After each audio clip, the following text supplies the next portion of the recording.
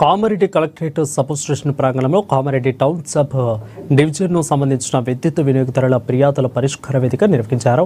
ఇక వినియోగదారుల నుంచి వచ్చిన ఫిర్యాదులను స్వీకరించి వాటిని తగిన పరిష్కారాలను సూచించారు. కార్యక్రమంలో విద్యుత్ శాఖ అధికారులు, ప్రజలు పాల్గొన్నారు.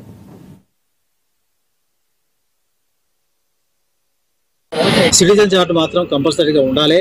మన పని ఎంతకాలంలో చేయాలి, ఒక ట్రాన్స్ఫార్మర్ మీద ఏదైనా ప్రాబ్లం వస్తే అది ఎంతకాలంలో చేయాలి, ఎప్పుడు చేయాలి, ఎట్లా చేయాలనేది అవన్నీ వివరణలు దాంట్లో ఉంటాయి. కాబట్టి అవన్నీ ప్రతి సెక్షన్ ఆఫీసర్ కూడా పెట్టుకోవాలి. సబ్ స్టేషన్లో కూడా అవి పెట్టడం జరుగుతుంది.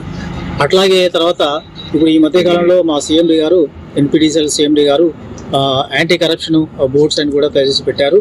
ప్రతి వాళ్ళు కూడా మన సెక్షన్లో సబ్ డివిజన్ అంటే మన పరిధి లోపల అంటే ఎలక్ట్రిసిటీ డిపార్ట్మెంట్కు సంబంధించిన ఉద్యోగులందరూ కూడా సఫిషియంట్ శాలరీస్ బాగున్నవి.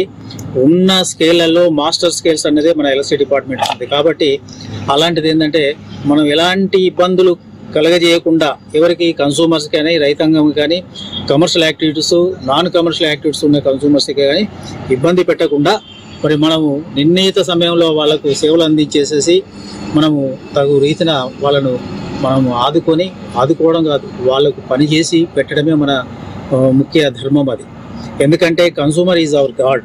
కన్సూమర్ లేకపోతే మన సంస్థ లేదు, మన వ్యవస్థ లేదు. కాబట్టి కన్సూమర్స్తోనే మనం